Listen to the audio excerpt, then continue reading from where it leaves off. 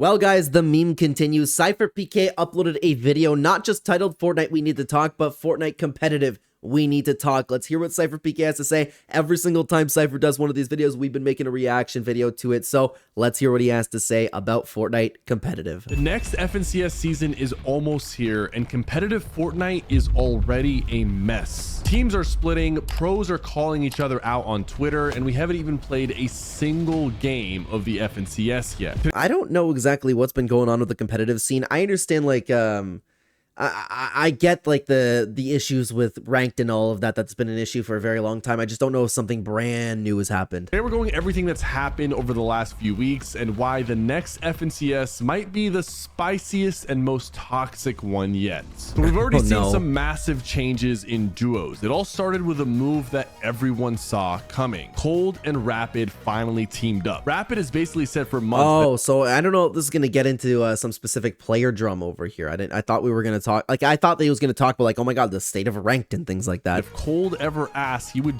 drop whoever he was with to be his duo. What's crazy is that Rapid had huge success recently with... Hang on, I don't know if that's an okay thing to do.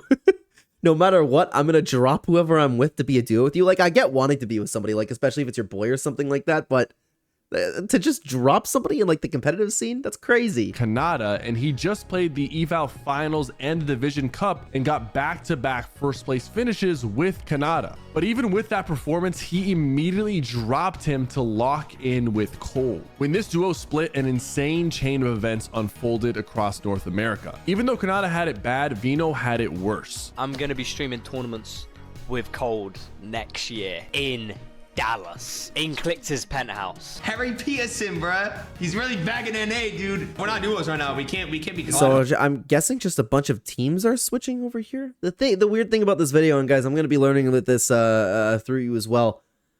I haven't kept up on like the teams and all of that. I don't know if this whole video is gonna be about some team drama like that. Oh my god, is that real? That is crazy. I actually feel bad. Vino moved from Europe back to NA Central to compete with Cold, and now he just doesn't have a teammate. It would make sense for him to team up with Kanada since they were both left without a duo, but they made an official announcement on Twitter that Vino would now team up with Peterbot. Oh my!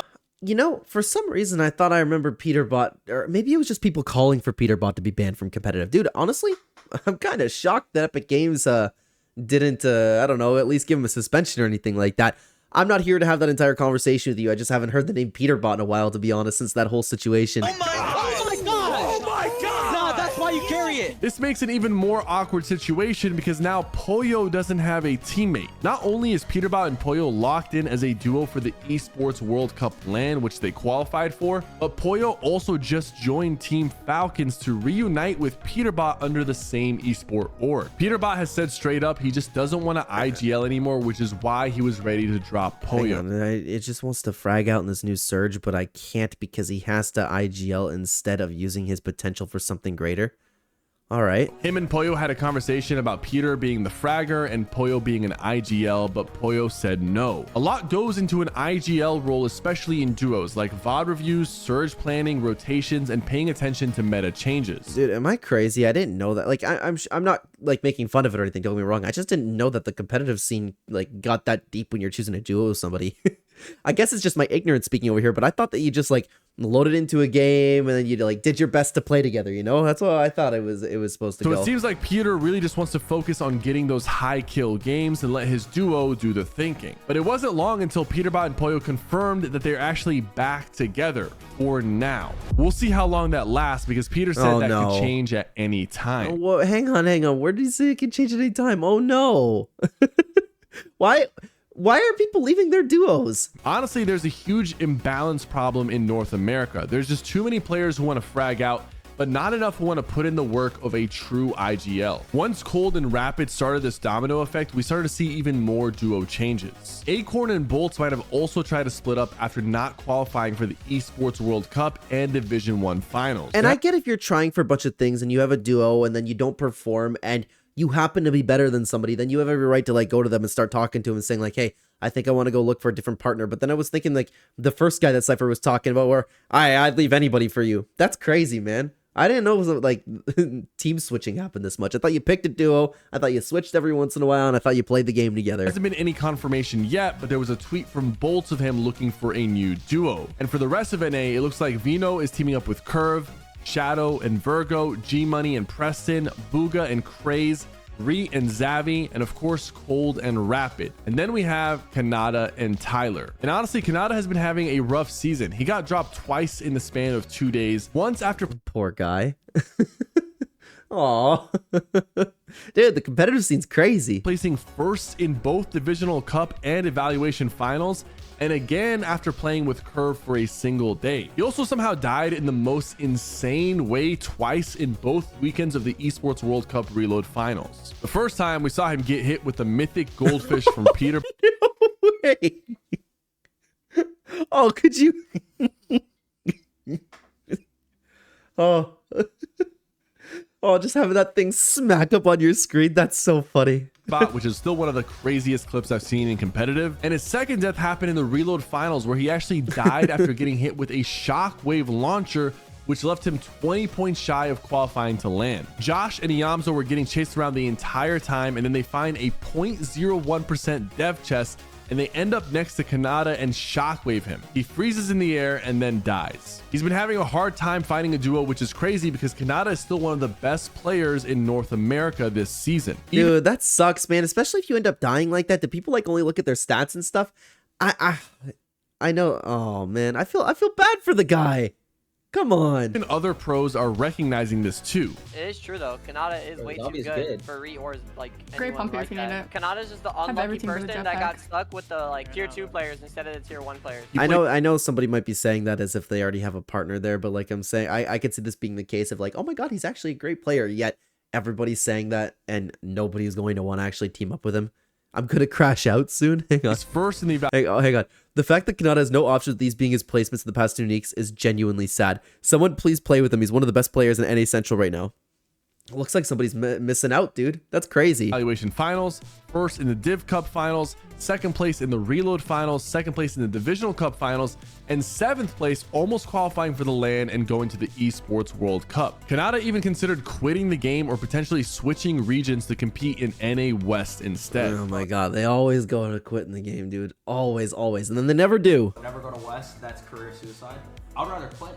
And I'd rather just win everything on West than play top 10, 15 on Central. Playing with Arc on Central is not worth it. Mero offered to come back and play if he needed a duo, but it seems like for now we're going to see him playing with Tyler. But we're going to have to keep a close eye on this because this could change at any moment. Now let's take a look at the Elite Series second finals results on NA Central. I don't know if he's gonna get into something that we need to fix about competitive, but I guess like it's just a smart title to do Fortnite Competitive. We need to talk. This so far isn't like the usual Fortnite we need to talk videos, eh? Peterbot and Puyo continue to dominate the Esports World Cup reload scene on North America. They won 4 out of the 8 games and ended up in first place with 420 points. And you gotta remember, these games are against the best pros in the region and they're winning half of them. People expected Peter and Puyo to hard target clicks during the second Esports World Cup finals, but that's another thing I never even considered. How do you even hard target somebody? Are you allowed? There's no way they're allowed to like watch each other's streams and stuff. Like, wait, do they even? Now I have more questions. Do they even stream the competitive stuff? I keep saying that I'm going to follow more competitive, and then I never end up actually doing it. Instead, he played aggressive, fought for height, and pressured every team that he ran into. Cold and Rapid came in second place with 403 points, which is really impressive since they're constantly contested at their drop spot. Both teams are already qualified for the Esports World Cup Finals, so 3rd and 4th were the next teams to head to LAN. Muzz and Sphinx got their first qualifying spot. That's really cool to see. They get $20,000 or $10,000 each, $7,000 each. That's really cool. Like, I love the fact that people can make this kind of money playing games, man. Then the second spot went to Josh Riley and Eomzo, and that's where we get into even more drama. Later in the tournament, Clicks and Higgs decided to key Josh and Eomzo. Clicks' mindset behind this was simple. If they wanted any chance at qualifying to LAN this weekend, they needed a massive game. But Josh and Eomzo didn't see it that way, and they took it personally. Even though they did end up qualifying for LAN, they still felt extremely frustrated by the situation. That you got pushed by somebody? He tweeted at Clits, at Booga, and at Blood EU. Frick you. I mean, I'm assuming that Sypher's telling the truth over here and he's actually like pissed off about it. but it could just be like, oh my god, screw you guys, in like the kind of funny sense, so the sportsmanship sense, if that makes sense. Huh. Both went to Twitter, and while Josh was more direct in his call out, Eomzo was a bit more passive aggressive. Hang on. I want to see that. Hang on. Sorry about that, guys. Call out Eomzo. Fuck everyone. I'm getting wicked to everyone. I don't give a fuck anymore. I think, I don't know what that word is. Sweat. Try to stay out of it and be nice, and freak ass coaches and teams. Oh yeah, that definitely was passive aggressive. So I guess they're being serious about their. But like, dude, that's part of the game. Somebody wants to push you, they push you. If Booga wants to target you, you might be a threat. Who cares? Like, grow up, man. So was a bit more passive aggressive, but of course, everyone in the community knew who these tweets. You should have beat him. You should have beat him. Don't get pissed off about it. We're targeting. And then last game, bro, this guy clicks 100 points behind, trying to take me out, thinking he's Peterbot, bro. Like, stay in your lane. Stay in your lane. The guy has the audacity to say, "Stay in your lane." Are you kidding me? Oh my god, the guy beat you fair and square. You should have won the fight. My god. We took out Eomzo and Josh in 2 seconds. Just want to clarify. I know he's like all hyped and shit, but like try to like don't say try before you do that. The second we were on you, we killed you guys in 2 seconds. Oh, yes, dude. I don't care what. I don't know much about Clix. I know a lot of people don't like him for whatever reason, but I don't follow him too. I don't follow him at all. But I don't care. I'm on Clix's side for that. He pushed, he won. Go. You know that. Clix said he would be mad too, but explained that the only reason they went with this direction was so they could solidify their spot at LAN. I'd be mad too. It's just Yeah, you're playing for yourself, dude. It's not like, oh, I gotta make sure I don't push these guys. No, you see people, you kill them. You want to have a big game, you go push people. It's a big deal, man. Only way we could have qualified is by killing them, wiping them, and then winning the game. Which, like, as you guys could see, if we won that game, we would have qualified. Like, it's not because I fucking don't like Zoe. Like, just we had to. Oh my god, that's such a dude. Ugh. It's just like a horrible kind of person to play with, dude. Unfortunately, we'll have to see if they end up getting there in the 3rd round. They still have 2 more chances to qualify for LAN, which will happen later this year. Eomzo stated that they might consider griefing Clix and Higgs so they don't end up qualifying.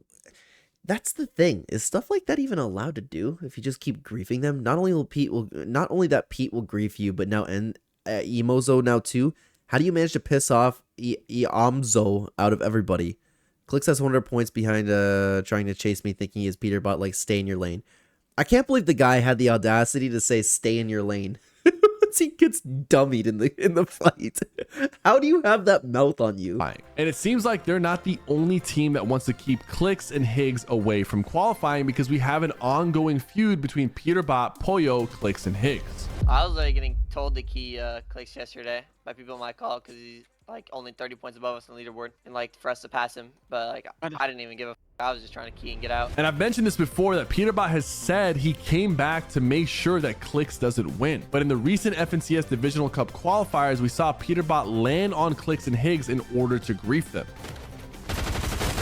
I didn't even know, like, I guess it makes sense. The question is, should this be allowed? I've never really considered that this type of stuff takes place in competitive. I thought people just ended up going in and playing. That's me. Thought it was a gun. Clix was extremely frustrated with the situation since they didn't hang on. You can't circle back and be frustrated after you were doing it to other people. Come on, let's be fair. High because of it. Peterbot seems to almost purely focus on keying Clix, not necessarily going after teams that are winning. Wow! Peterbot versus Clix! He's running at him with the bat. Oh, so this has been going on for a long time. This has been going on since Lawless? Oh my god! Frankie was right on EU. Wow. Okay. I love it. Oh, that's so funny. Yes, bring my toxic gamers in. This is weird. Clix and Higgs are still considered a fan favorite to do well in the next FNCS, but Clix was definitely stressing during the recent Eval Cup Opens, waiting for the results of the tournament, because their qualification came down to the last game. Man, I would love to play in Fortnite Competitive. I can't. I have real work. Not that that's not real work. I hope you guys know what I mean. I don't mean to be insulting, truthfully, and it's not. That came out completely wrong. Like, I mean, like, I have an IRL job. I would love to try and make money playing competitive video games. That's so cool, man.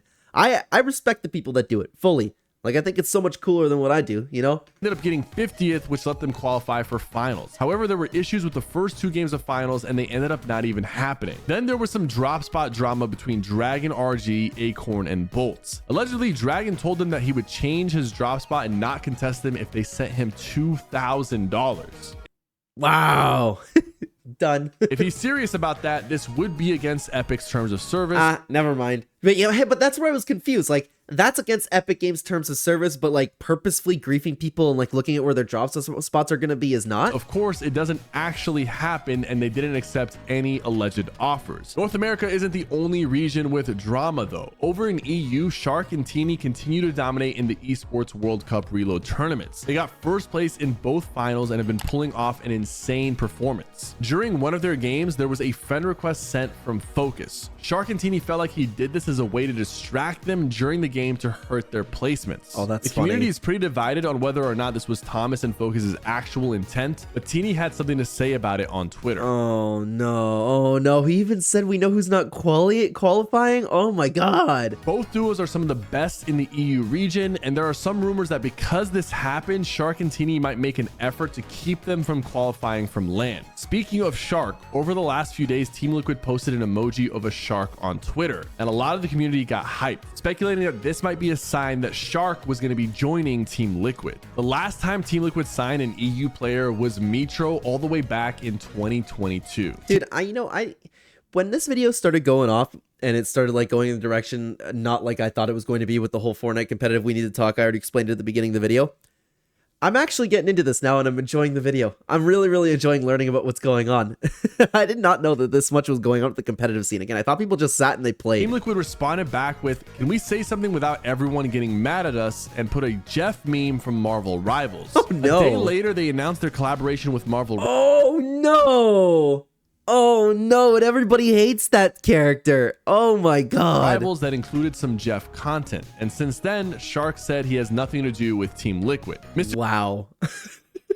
That's so funny, actually. Savage and Mongrel have been a classic duo over on EU. We've seen them compete together, break up, and get back together again and again. But as of recently, in February, they announced that they were splitting up again as a duo. The reason for their split is that Mongrel was grinding and trying to put a lot more work, while Mr. Savage was focusing more on the IRL aspect of his content. And that's completely fair to leave somebody. That's completely fair. If you're trying to make a career for yourself going pro in a video game and like the competitive aspect of it, that's a totally fair reason to leave somebody. You just have to have a conversation about it off, which I'm sure that they did. Honestly, guys, it's not easy to be a professional Fortnite player and have time to make some top tier content. There were no hard feelings between the two of them. They hadn't even been qualifying for the Div Cup finals or Eval finals. Part of the issue here has been Savage's community being extremely toxic and hard on him for his performances lately. It was causing him to feel like he's been falling out of love with competing in Fortnite. But regardless, he said that he's going to keep grinding and the results are speaking for themselves. Savage has since qualified for the FNCS Division 1 with his... Could you imagine this guy is just outside making content and then he's the one who ends up winning the entire thing? He's just multitasking, not putting as much work in. That'd be hilarious. New duo Velo. Mongrel has been playing with Turtle for the Esports World Cup and they've been looking pretty solid as well. Oh my god, actually winnable. Genuinely winnable. Oh my god. Oh no.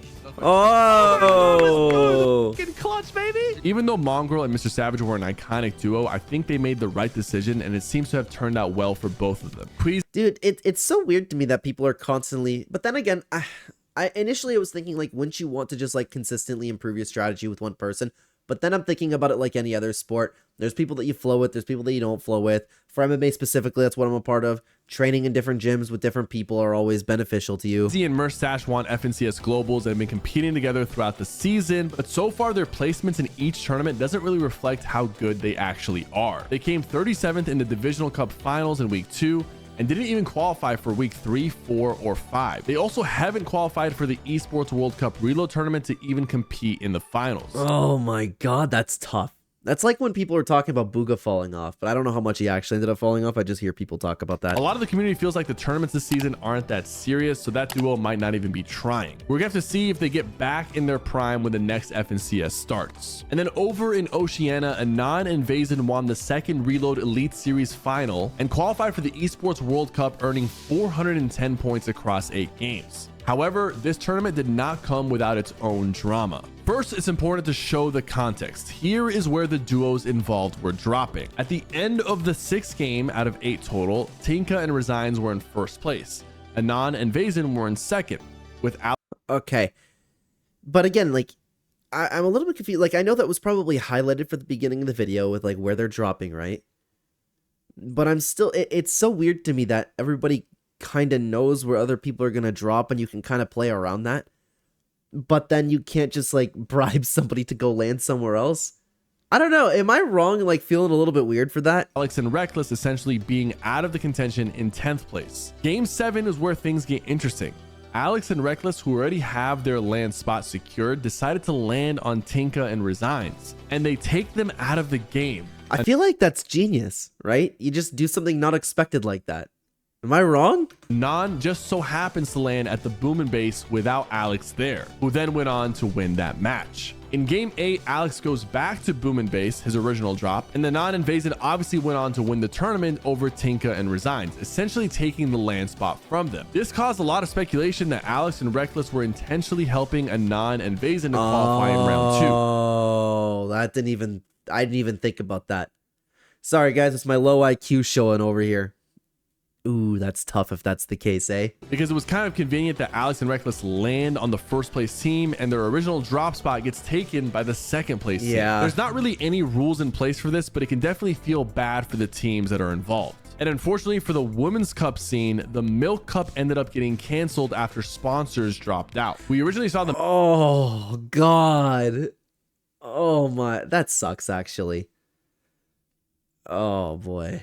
I can only imagine nice things are going to be said about that. Milk Cup in 2024 and 2025 and allowed a professional space for top female players to compete. Clix actually said he would put $300,000 into future women tournaments to support the comp scene. So the sponsors dropped out of sponsoring the girls. I'm not letting this end no matter what. I'm putting a stop to it. I'm gonna say 300K is a lot of money, but to sponsor a whole girls competitive scene for 1 year, 300K is not bad. He feels very strongly that it's important for the game to have a women's competitive scene and that they have their own tournaments to compete in.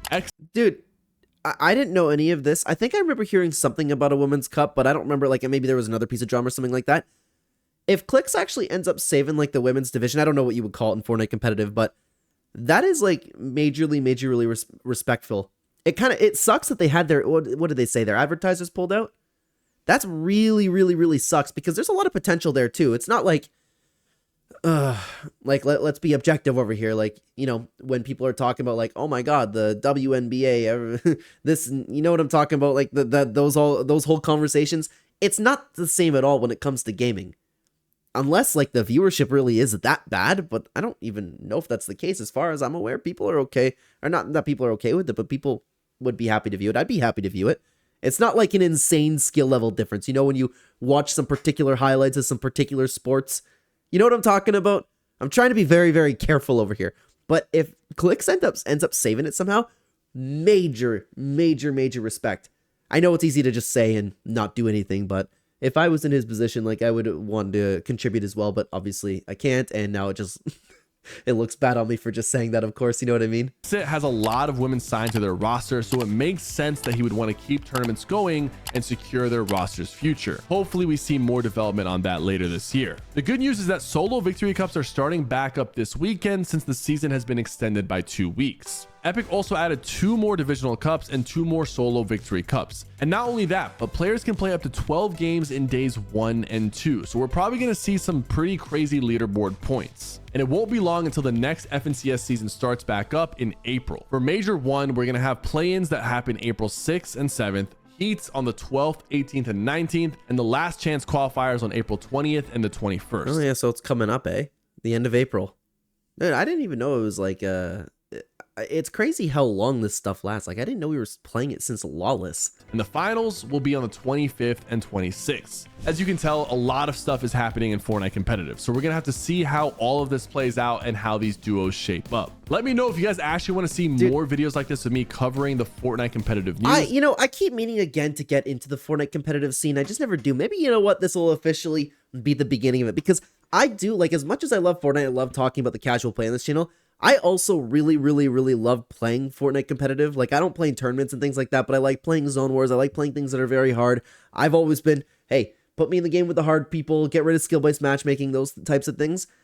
I would like to follow this type of stuff more. It's just, it's unfortunate at the same time that we didn't have your typical Fortnite We Need to Talk video, and Sypher just baited me over here and probably baited a lot of us with the title, but it ended up being a very good and a very interesting video. So guys, if you have not heard our initial reaction to SypherPK's last Fortnite We Need to Talk video, check it out on screen right here. I'd love to have you over there. Thank you so much for your time today, guys. Take care, everybody.